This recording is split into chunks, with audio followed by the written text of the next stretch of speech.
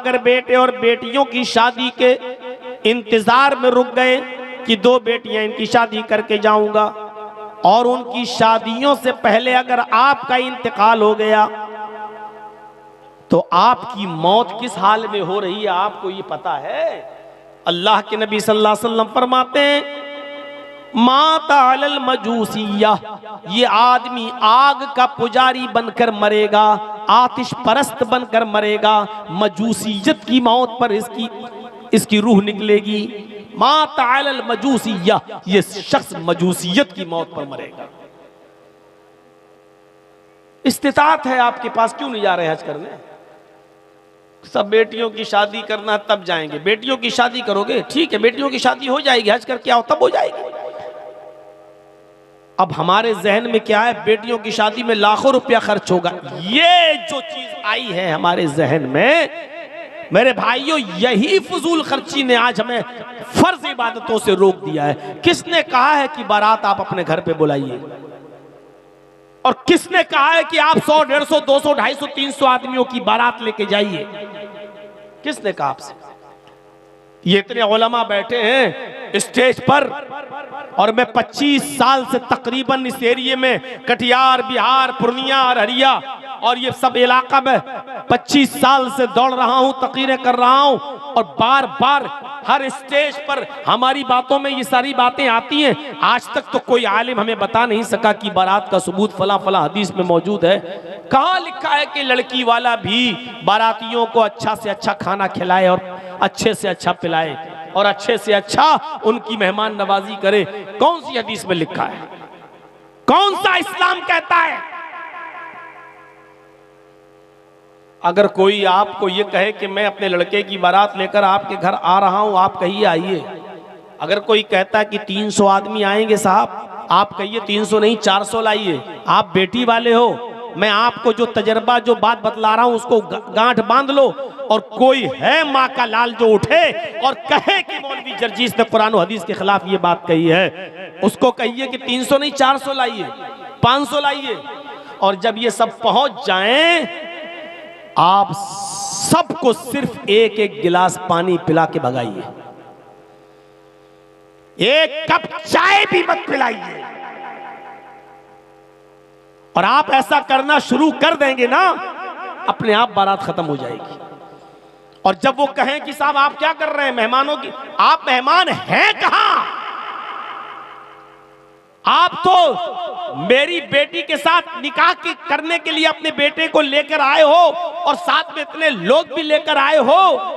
मुझे ये दिखा दो कि अल्लाह के रसूल ने कभी कहा है कि इन बारातियों को चाय पिलाओ, खजूर खिलाओ, पानी पिलाओ और इनको खाना खिलाओ और मीट खिलाओ, बकरा खिलाओ, मुर्गा खिलाओ और अच्छी से अच्छी मेहमान नवाजी करो। आप हमें दिखा दीजिए, हम करने के लिए तैयार हैं। मेरे प्यारे साथियों, आप एक एक गिलास पानी पिलाइए, वो भी बिस्लरी नहीं, चापाकल का जो आप पीते हो, वो उसी हैंड पाइप का जिसका आप पीते हो, और कहो ठीक है आप निकाह करिए और ले जाइए हमारी बेटी को। हो गया? 500 नहीं 1000 आदमी को बुलाइए। आप लड़की वाले के घर जाकर 400-500 आदमी बैठकर बोझ बनोगे हैं? वो आदमी कर्ज लेकर बेचारा आपको खिलाएगा पिलाएगा और आपके पेट को ठूसेगा, भरो लो हैं? उस आदमी के ऊपर आप मुसीबत बनेंगे जो अपनी बेटी भी आपको दे रहा है। हम आप गौर करें कि कितने % मुसलमान हैं, हमारा दिल अंदर से गवाही देगा। खोलिए अपने गरीबान के बटन और दिल से पूछिए हम मुसलमान हैं। जब आपका दिल कह दे कि हाँ, तो उससे पूछिए हम कितने % मुसलमान हैं, आपका दिल अंदर से गवाही देगा। बहुत बड़ा काम कर रहे हैं आप माशाअल्लाह, एक मस्जिद की तामीर, एक मस्जिद की तौसी, बढ़ चढ़ के हिस्सा लिया है। लेकिन याद रखिए मस्जिद तो बन जाएगी और आप थोड़ी बनाएंगे। जिसके नाम पर बन रही है, अल्लाह का घर है, वो इंतजाम कर देगा। आपको मस्जिद बनाने की फिक्र होनी चाहिए, लेकिन उससे ज्यादा फिक्र ये होनी चाहिए कि मस्जिद तो आलीशान बन जाएगी, मस्जिद में तो एसी लग जाएगा, लेकिन इस मस्जिद में नमाज पढ़ने वालों की मिकदार कितनी रहेगी, इस बात की फिक्र होनी चाहिए।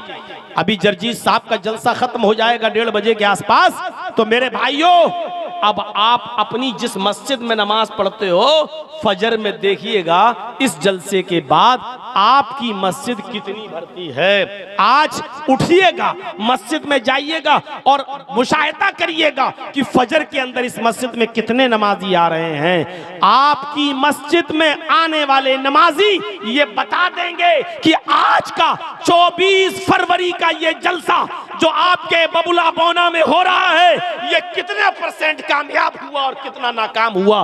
सुबह में फजर की नमाज में मस्जिद बता देगी कि आपका जलसा कितना कामयाब हुआ और कितना नाकाम हुआ। सुबह फजर की नमाज पढ़ने जाओ तो मस्जिद से सवाल कर लेना, आए मस्जिद बताओ आज की रात का जलसा कितना कामयाब हुआ। मस्जिद के नमाजी आपको बता देंगे कि कितना कामयाब हुआ। मस्जिद तो बना ली शब भर में ईमान की हरारत वालों ने, मन अपना पुराना पापी रहा बरसों में नमाजी बन न सके। कोई पूछने की जरूरत नहीं, मस्जिदों से सवाल करिए कि मस्जिद बता कितना जलसा कामयाब हुआ। मस्जिद बता देगी कामयाब नहीं हुआ। आधी रात 1 बजे 1:30 बजे 2 बजे जलसा खत्म कर दिया, जो लोग पढ़ते भी थे वो भी नहीं आए, नींद में सो गए हैं। आपकी मस्जिदें बता दें ये जलसा फर्ज नहीं है, नमाज फर्ज है। जलसा आप नहीं भी कराते तो गुनाहगार नहीं होते, लेकिन फजर की नमाज में अगर आप मस्जिद में नहीं जा रहे हैं तो गुनाहगार हो रहे हैं। या अय्युहल्लज़ीना आमनू उदखुलू फिस्सिल्मि काफ़ा, आई ईमानो वालो तुम इस्लाम के अंदर पूरे के पूरे दाखिल हो जाओ। आइए चंद चीजें बताता हूं, इन चीजों पर गौर करके अपने आप को टटोलिए और देखिए हम कितने % मुसलमान हैं। हजरत मुआज़ इब्न जबल फरमाते हैं कि अल्लाह के रसूल सल्लल्लाहु अलैहि वसल्लम ने मुझे 10 बातों की नसीहत फरमाई, 10 बातों की वसीयत फरमाई। इन 10 बातों पर मैं आज के प्रोग्राम में चल तो नहीं पाऊंगा, तर्जमा कर दूंगा, लेकिन कुछ चीजें मैं उठा रहा हूं, सुनिए मेरे भाइयों। हजरत मुआज़ कहते हैं कि अल्लाह के रसूल सल्लल्लाहु अलैहि वसल्लम ने मुझे 10 बातों की वसीयत की। ये 10 चीजें हम गौर करेंगे और हर आदमी सोचे कि ये इस्लाम का हिस्सा है, ये कितनी चीजों पर हम अमल कर रहे हैं। पहली चीज, आए मास ला तुशरिक बिल्लाहि शैअन इन कुतिलता हुर्रिकता। आए मास अल्लाह के साथ कभी भी किसी भी हाल में किसी को शरीक मत करना, शिर्क मत करना। ला तुशरिक बिल्लाहि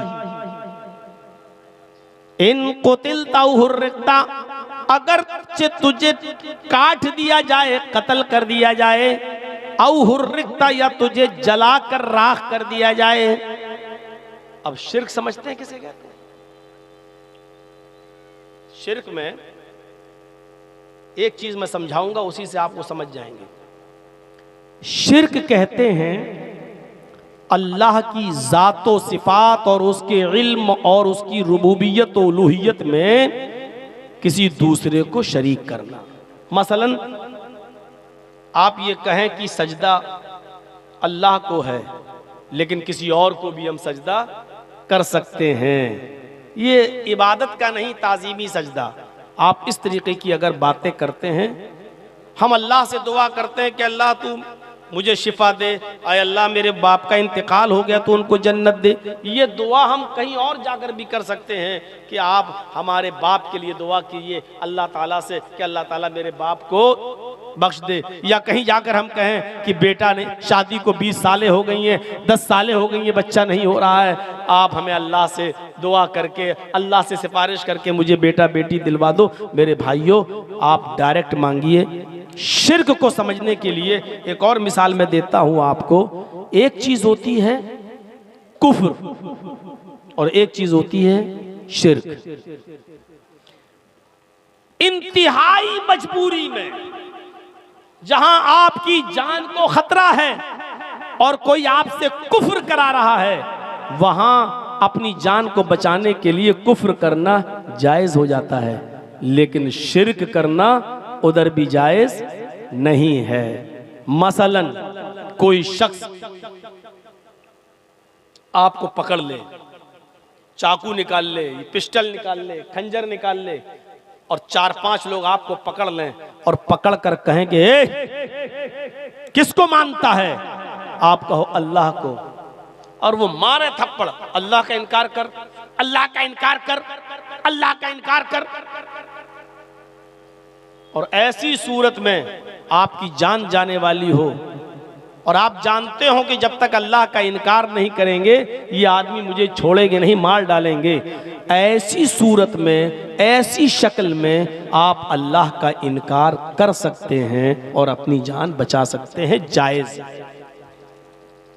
हाँ ठीक है, हाँ ठीक है, अल्लाह नहीं है, हाँ ठीक है, ठीक है, जान बचाने के लिए। लेकिन वो भी जबान से कह सकते हो, दिल में आपको यही रखना पड़ेगा, नहीं हम बस जान बच जाए, हम तो अल्लाह को मानते ही हैं, अल्लाह पर तो हमारा ईमान है ही। सिर्फ अपनी जबान से उनके सामने ये जुमला कह दो कि ठीक है मैं अल्लाह का इनकार करता हूं, मुझे छोड़ दो, आपकी जान बच गई। घर आइए फिर से कहिए कि अल्लाह तू मेरे दिल का हाल जानता है, मैंने दिल से तेरा इनकार नहीं किया था, जायज। ये सब मोबाइल छीनो, तो इनके मोबाइल छीन के दूसरे लोगों जो पीछे खड़े उनको भी डिस्टर्ब करते हैं। क्या करोगे, मौलाना जर्जी साहब की फोटो लेके जन्नती हो जाओगे क्या? एक तो खड़े हैं, दूसरा फोटो और कैमरा। चाहे तो इधर भी बैठ सकते हैं ये लोग।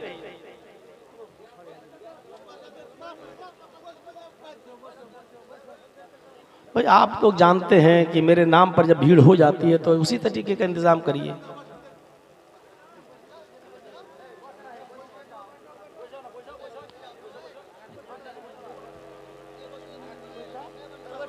अब आइए इधर तवज्जो दीजिए, नहीं सुनेंगे भी नहीं और सुनने भी नहीं देंगे। तो अल्लाह का, इधर देखिए, अल्लाह का इनकार करने से जान बच रही है तो बचा लीजिए। अब आइए दूसरी मिसाल पर, शिर्क क्या होता है?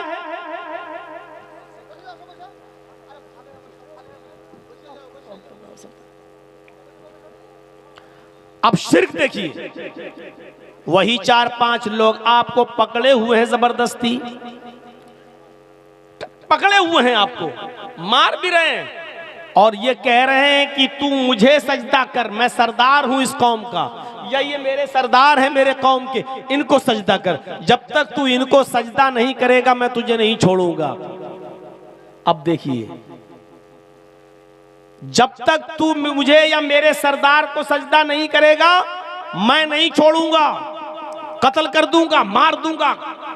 तो ऐसे मौके पर अपनी जान बचाने के लिए आप उसको या उसके सरदार को सजदा नहीं कर सकते हो। यहां जान जा रही है तो जाने दो, लेकिन आप किसी गैर के सामने सजदा नहीं कर सकते हो। सजदा कर लिया तो शिर्क हो गया। और यहां अल्लाह ने क्या कहा, अल्लाह के नबी ने, ला तुश्रिक बिल्लाह, अल्लाह के साथ किसी को शरीक मत करना। इन कुतिलता औ हुर्रिकता, अगरचे तुझे कत्ल कर दिया जाए या जलाकर कोयला बना दिया जाए, राख कर दिया जाए, अपने जिस्म को राख करवा लेना, लेकिन किसी गैर के सामने सजदा नहीं